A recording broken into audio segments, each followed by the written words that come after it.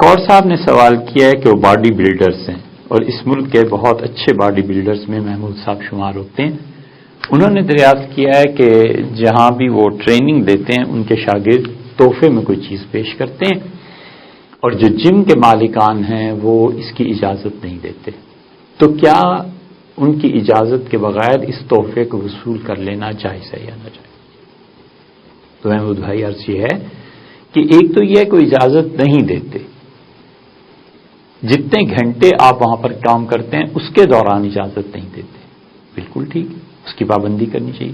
اور ایک آپ کا کوئی شاگرد اپنی محبت تعلق آپ کے احترام کی بنا پر شام کو رات کو کسی دوسرے ملک سے آیا اس وقت کبھی ملنے آ گیا کوئی چیز لے کے آ جاتا ہے تو اس کے وصول کرنے میں کوئی حرج نہیں.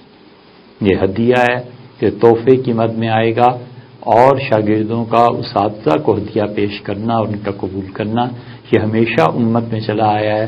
حضرت رسالت مآب صلی اللہ علیہ وسلم ہدیے کو کس طرح قبول فرماتے تھے، پھر اس کے جواب دیتے تھے، یا لوگ آپ کی خدمت میں چیزیں پیش کرتے تھے اور آپ اسے قبول فرما لیتے تھے. یہ سب کی سب چیزیں مستحب اور سنت کے اعمال ہیں، اس میں کوئی حرج نہیں.